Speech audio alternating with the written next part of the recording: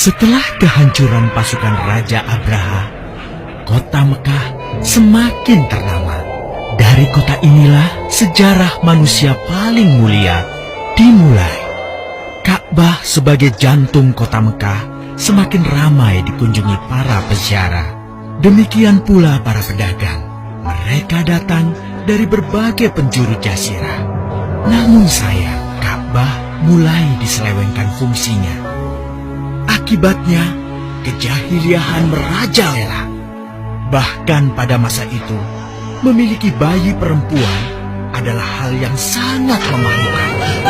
Aib bagi keluarga. Sehingga sebagian dari mereka tega membunuh bayi perempuan mereka sendiri. Di tengah kondisi masyarakat jahiliyah itulah Nabi Muhammad dilahirkan. Bayi luar biasa itu lahir dari rahim seorang wanita mulia bernama Aminah. Pada saat itu ditandai peristiwa-peristiwa yang luar biasa. 10 balkon istana Kisra runtuh. Juga padamnya api-api yang biasa disembah oleh orang-orang Majusi.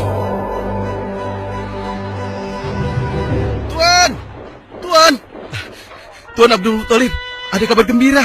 Kabar gembira? Kabar gembira? Kabar gembira apa?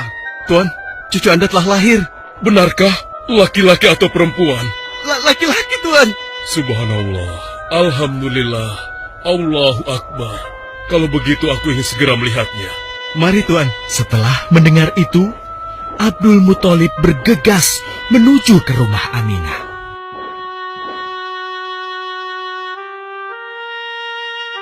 Ah, cucuku, kasihan engkau terlahir yatim. Dengan penuh kasih sayang, Abdul Muthalib membawa cucunya ke Ka'bah. Ya Allah, jadikanlah cucuku ini menjadi seorang yang mulia dan terhormat, sebagaimana Nabimu Ibrahim alaihissalam.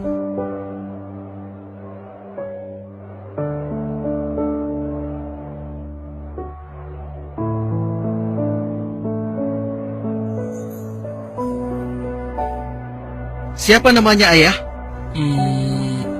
Muhammad. Muhammad? Iya, aku akan menamainya Muhammad. Artinya yang terpuji. Kehadiran Muhammad kecil sungguh memberi kebahagiaan. Tidak hanya bagi keluarga Bani Hashim, bahkan seluruh kabilah suku Quraisy menyambutnya dengan sukacita. Kemudian Abdul Muthalib mencarikan ibu susu bagi Muhammad kecil. Kita sudah berhari-hari mencari anak susuan, yang dari situ kita akan mendapatkan imbalan yang cukup. Namun hingga saat ini, belum juga kita dapatkan. Ya, istriku, aku mengerti. Apa kita terima saja bayi yatim itu? Muhammad maksudmu? Iya, cucu dari Abdul Muthalib. Kasihan dia. Hampir semua teman-teman dari rombongan kita tidak ada yang mau menyusuinya. Karena tidak ada harapan untuk mendapatkan imbalannya dari ayah bayi itu. Betul juga engkau, istriku. Kasihan anak itu.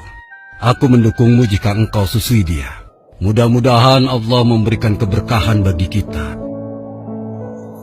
Halimah segera mendatangi Abdul Muthalib. Dia bersedia untuk menjadi ibu susu dan pengasuh bagi Muhammad kecil. Betapa gembira Abdul Muthalib mendengarnya.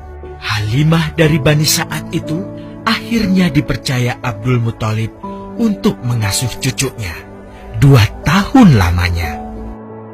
Ayo istriku, kita berangkat sekarang. Sebentar lagi suamiku. Insya Allah kita berangkat sampai anak ini kenyang. Kalau begitu, aku lanjutkan berkemas-kemas dahulu. Hah? Ada apa suamiku? Lihat, unta dan keledai kita. Mereka demikian sehat, tidak seperti sebelumnya. Subhanallah. Betul, suamiku. Tidak seperti kemarin. Demi Allah, kau tidak salah memilih istriku. Kau telah mengambil anak yang dipenuhi dengan barokah. Allah melimpahkan keberkahan atas Halimah dan suaminya.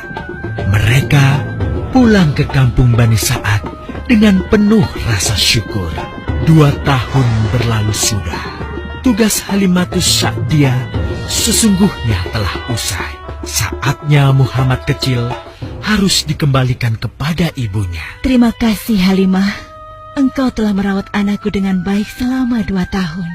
Tidak ada yang bisa kuberikan, kecuali aku berdoa. Semoga Allah memberkahi engkau dan keluargamu. Amin. Saya juga bersyukur diberikan kepercayaan dan kesempatan merawat anakmu, wahai Ibu Aminah. Namun, begini Bu, mohon maaf. Kalau boleh, izinkan aku merawat Muhammad lebih lama lagi. Aku masih sangat sayang padanya. Baiklah, kalau begitu aku setuju dengan usulmu. Bawa dan rawatlah Muhammad sebagaimana dia anakmu sendiri.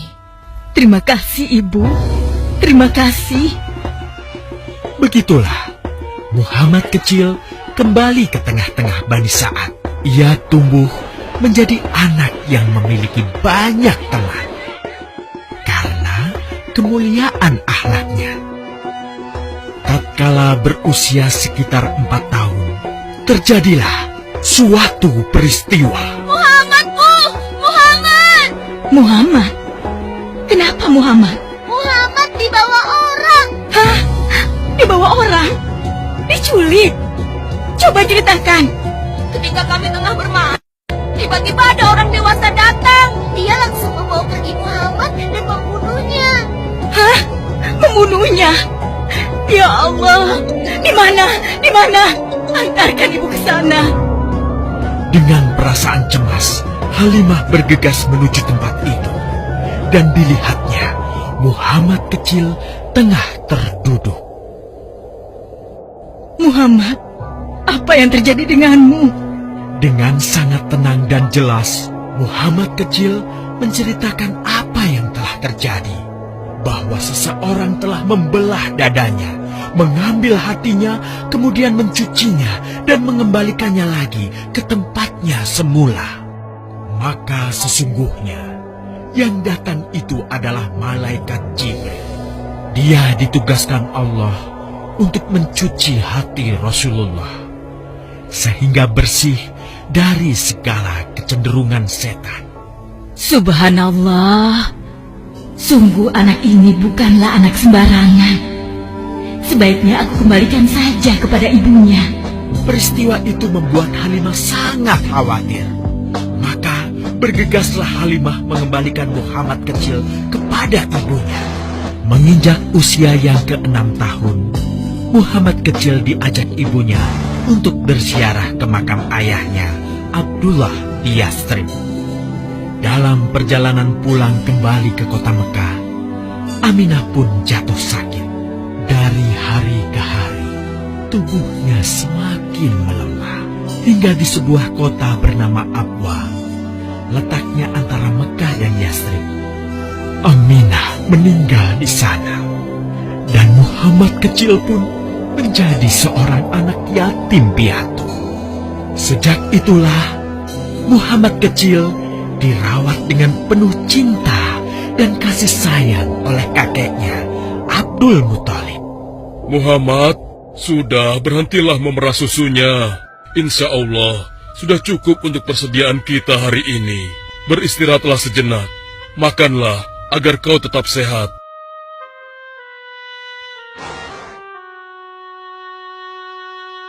Ya Allah, betapa mulia akhlak cucuku ini.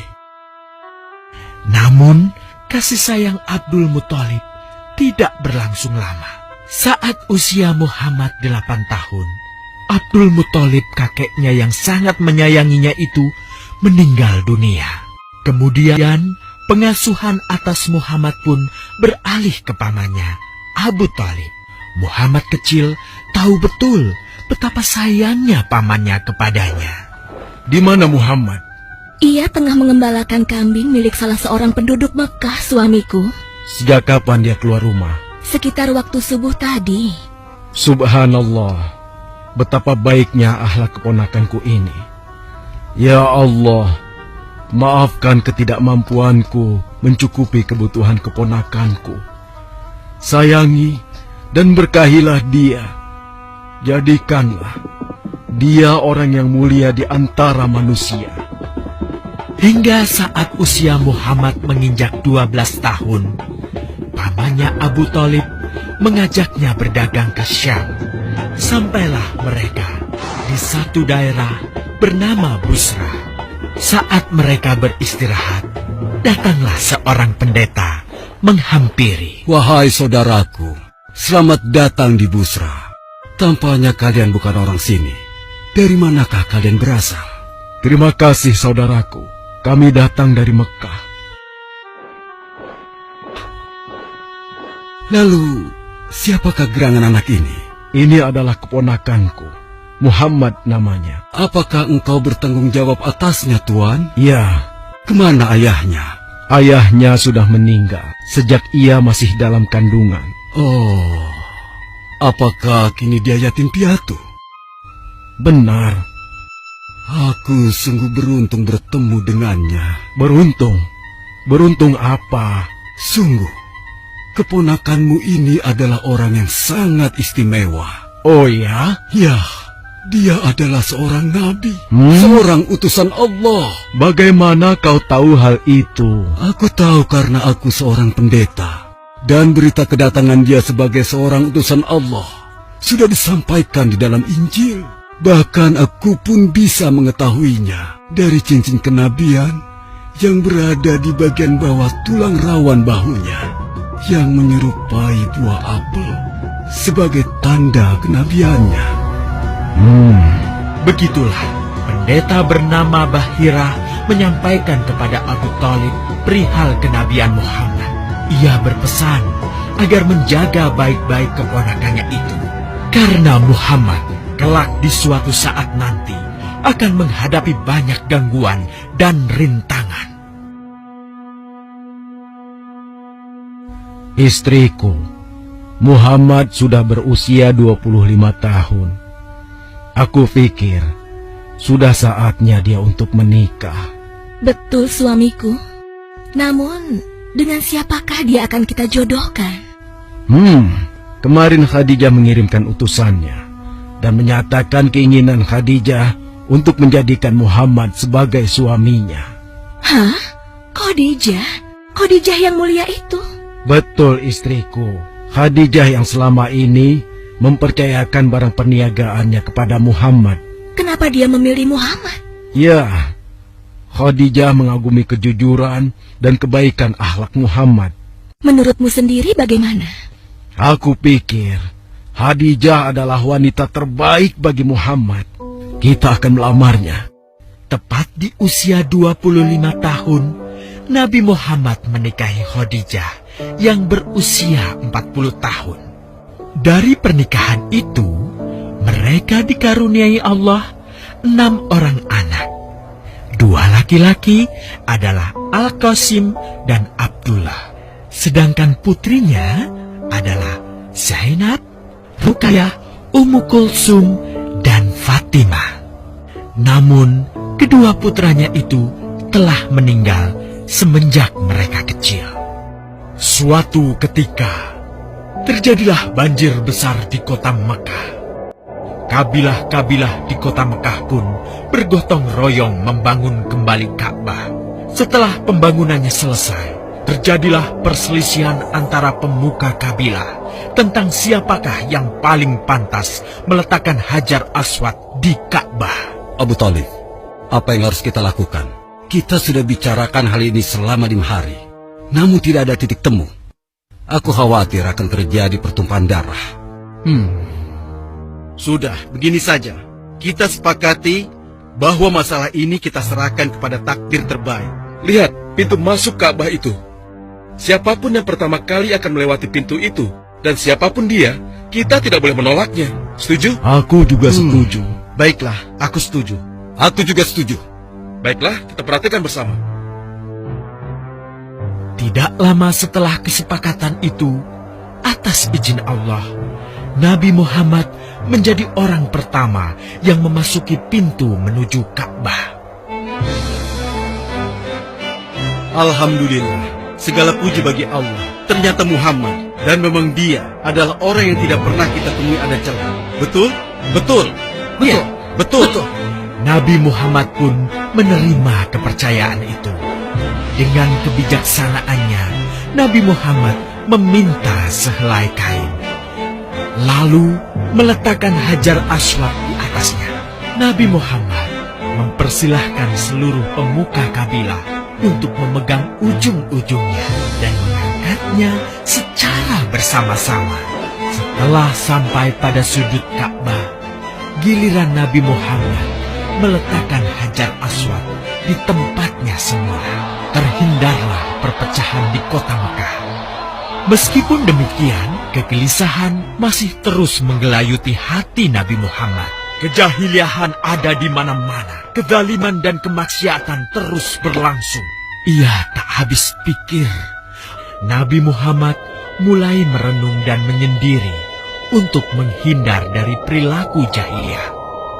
Nabi Muhammad memilih tempat di sebuah goa di atas bukit sekitar Mekah. Goa Hiro. Dari mulut goa itulah Nabi Muhammad bisa memandangi kota Mekah yang dicintainya dengan pandangan yang lebih luas. Hingga suatu ketika, sesuatu yang tidak pernah terbayangkan sebelumnya terjadi. Tiba-tiba, goa itu menjadi terang benderang. Kemanapun arah mata melihat, di sanalah cahaya itu ada. Itulah malaikat Jibril. Jibril berkata, "Bacalah." Dengan gemetar, Nabi Muhammad berkata, "Aku tidak bisa membaca." Malaikat Jibril lantas merangkul Nabi Muhammad SAW dengan kuat hingga nafas beliau sesak. Seraya berkata lagi, "Bacalah." Sampai akhirnya malaikat Jibril membantunya setelah merangkulnya dan menyuruhnya membaca hingga 3 kali. Kemudian malaikat Jibril membantunya membaca. "Bacalah dengan menyebut nama Tuhanmu yang menciptakan. Dia telah menciptakan manusia dari segumpal darah. Bacalah, dan Tuhanmu lah yang paling pemurah, yang mengajarkan manusia dengan perantaraan Al-Qalam.